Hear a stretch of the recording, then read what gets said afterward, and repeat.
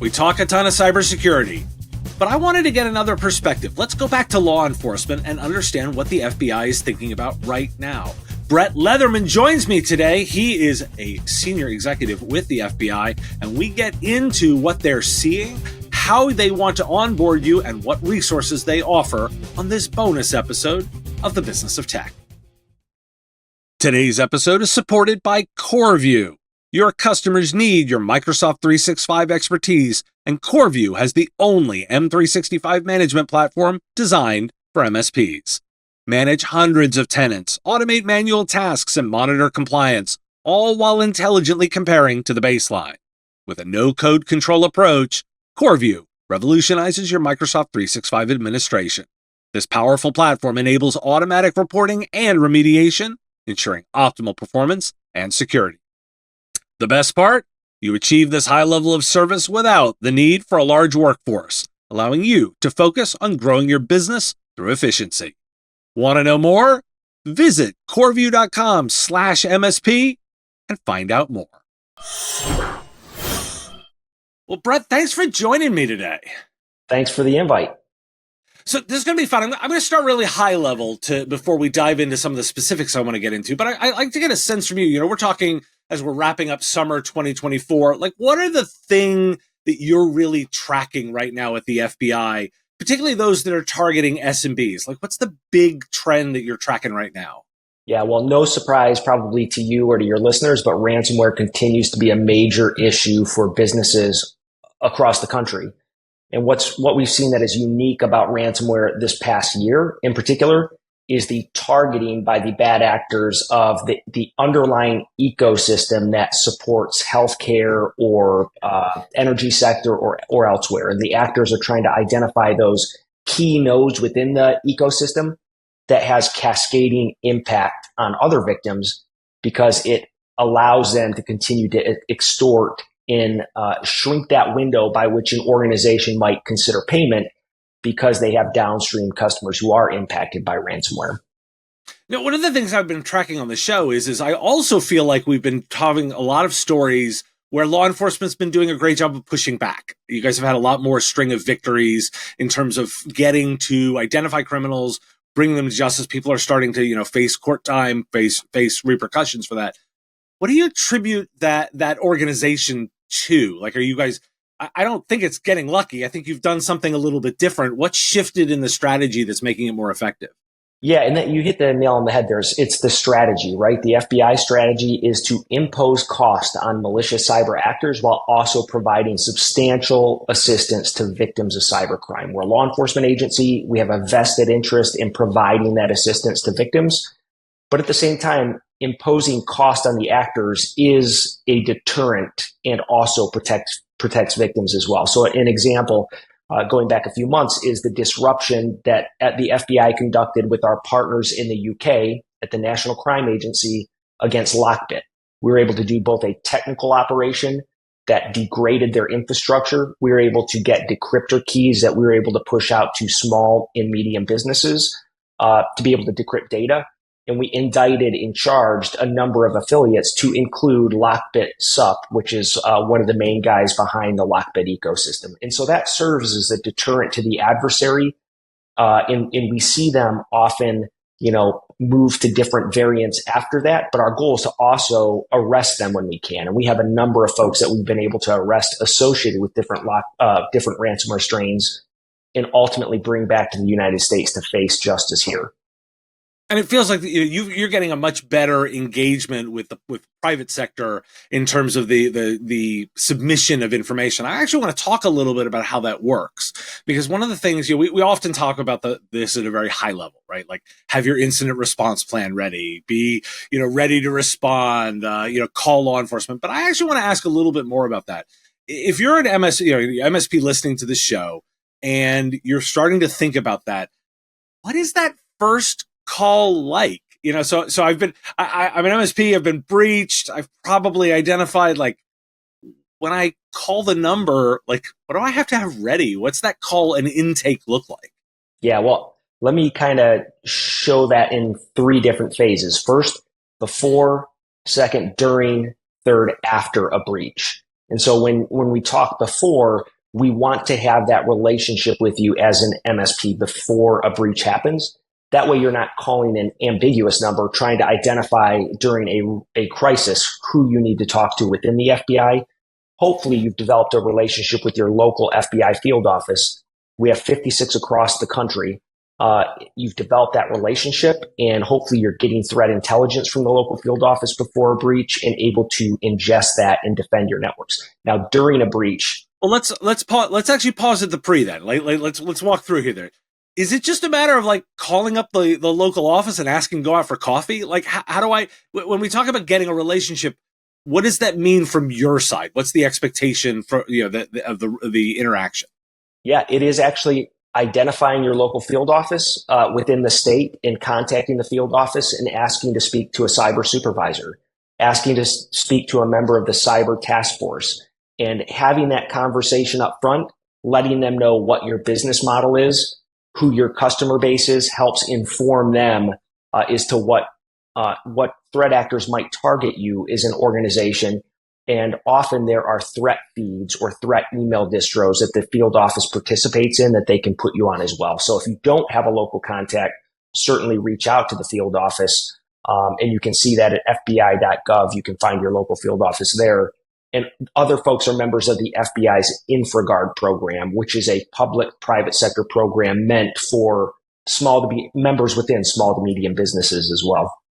Okay, so literally it really is a matter of calling up the field office and introducing yourself and just starting that. Do you have a recommendation of the rhythm of that communication? Is it sort of annually what's the rhythm that works? Yeah, at all times, if you see an anomaly on the network, we want you to reach out. We want you to connect with the local field office. Absent some sort of incident in the environment, whatever you're comfortable with, certainly not every day. That's probably not worth your and their time.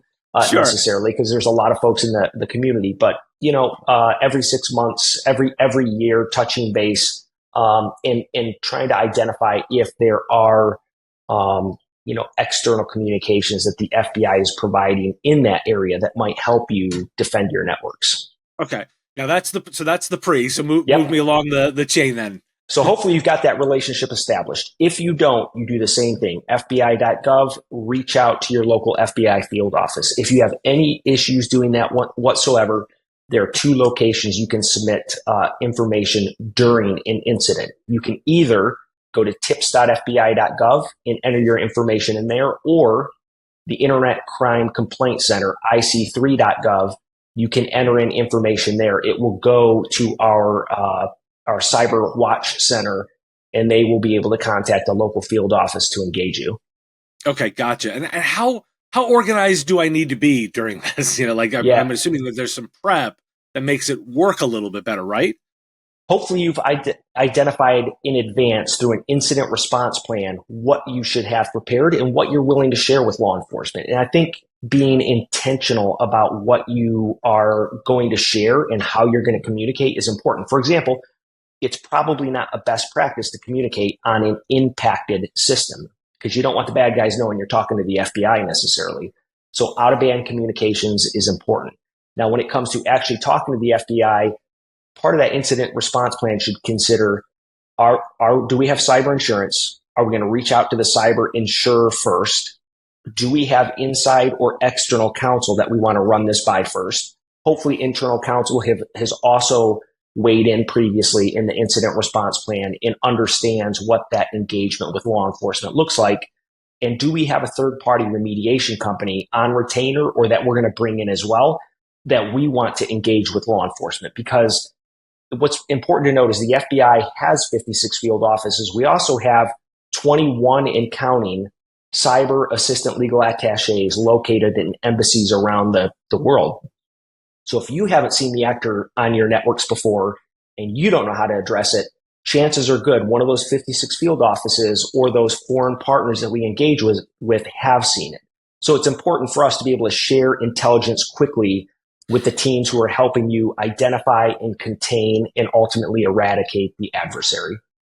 Now, I'm curious, what's the kind of information that the FBI is looking for that might be contentious? The kind of information that you'd be looking for that somebody's lawyer may advise differently. Like, give me a sense of what that information is that's contentious. Yeah, let's start with the easy stuff, like indicators of compromise right up front. Very few people tend to have concerns about sharing bad actor IPs, domains, hash values, those kind of things, binaries containing malware. Those things we have an interest in right up front, and those tend to be less controversial. Where we see counsel start to get involved is understanding what data was exfiltrated from the organization, where it was exfiltrated to. A lot of times that involves intellectual property or trade secrets, and companies, rightfully so, are considerate of what law enforcement might do with that. And we often provide very specific guidance on what our legal role is as a law enforcement agency and how we protect that. Log files are sometimes contentious as well because inside or outside counsel don't always know what those files contain. Do they contain information not germane to the investigation about our network, and what does that mean? How does that protect the privacy of our business, our employees, and potentially our customers? And so log files, exfiltrated data, those kind of things tend to give folks pause. And we also hear folks say, we don't want law enforcement on the keyboard or SSHing into our Linux server, kind of rooting around. And that's a myth. The FBI doesn't do that. We work closely with your folks or your incident response firm who are on the keyboard. And we don't want to get information ultimately that doesn't promote attribution towards the adversary and mitigation on your part. We want to provide that assistance to the victim as well. Now, I'd be highly surprised if the answer to this was none. So I'm just going to ask the question. I'm pretty confident the FBI has policies and procedures for information handling.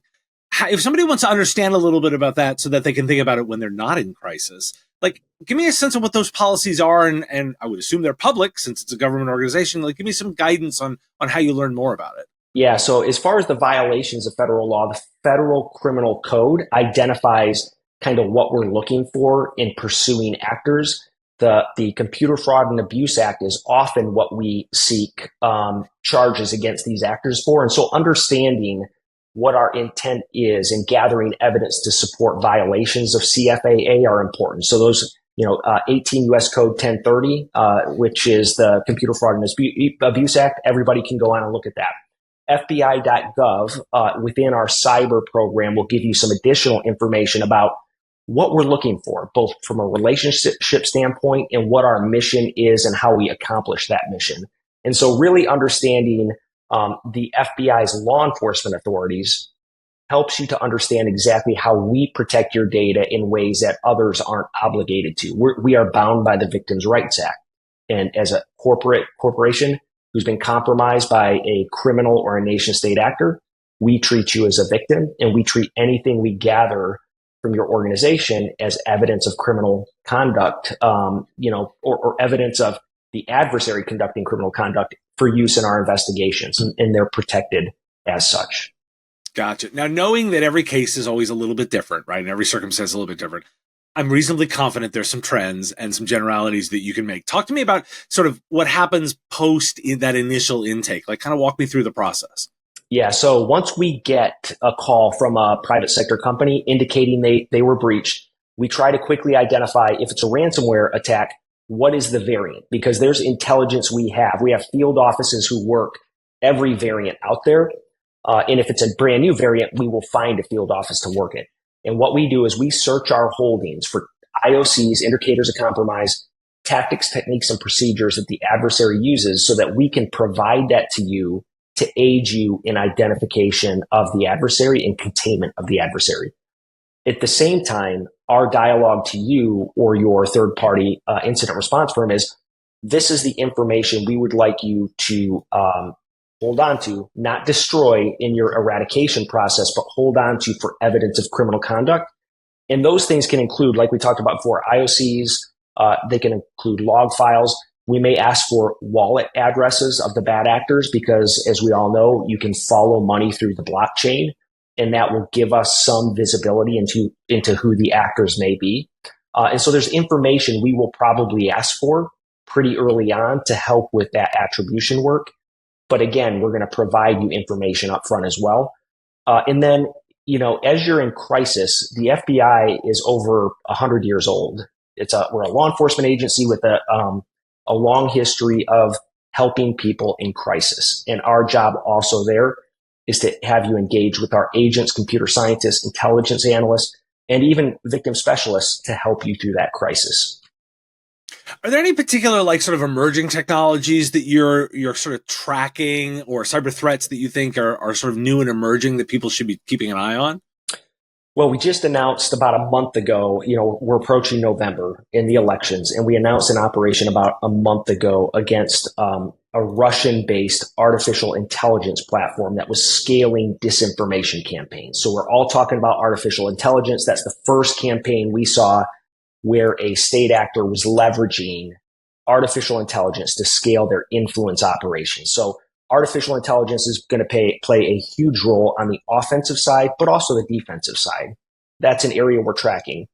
Certainly, the actors are going to continue to target the underlying ecosystem, like I talked about early, of different sectors. They have cascading impact on other companies. Likewise, they're continuing to target the supply chains within software. They're continuing to look to weaponize patches in other areas where they can weaponize it, and it's rolled out to thousands, potentially tens of thousands of customers out there, which gives them access to all those end user victims. So we're going to have to keep an eye on that software-based supply chain area, because the actors are getting really good at that. And it's not emerging, but we see it continue to happen, is the actors don't have to use their most sophisticated tools because they continue to steal credentials. They continue to exploit vulnerabilities that were disclosed a long time ago, and organizations could patch those.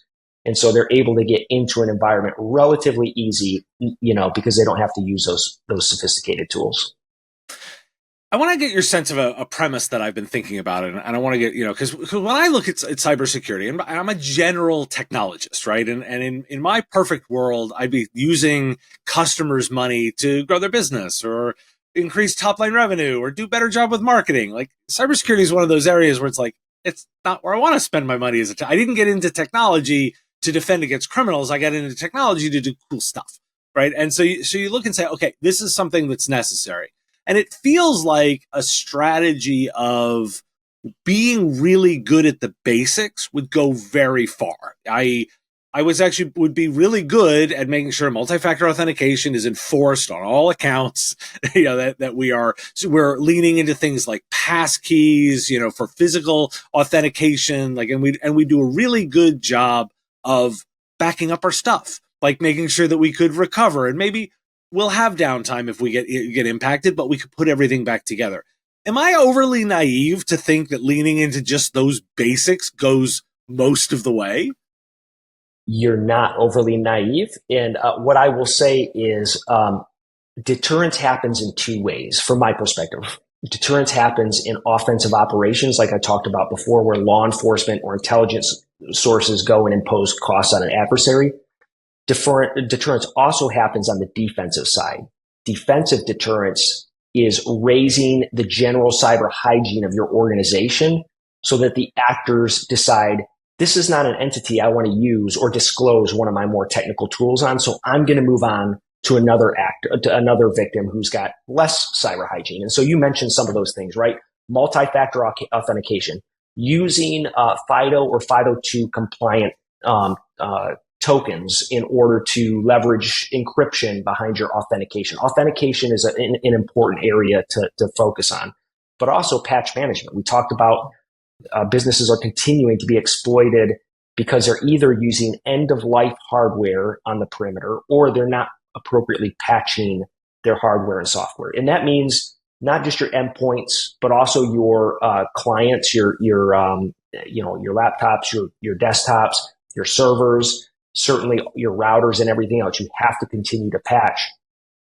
And if there's one thing Log4j, 2 years ago taught us, it's that you have to have an inventory of software that's running in your environment and understand, do I need the software? If I'm not using it, I should remove it.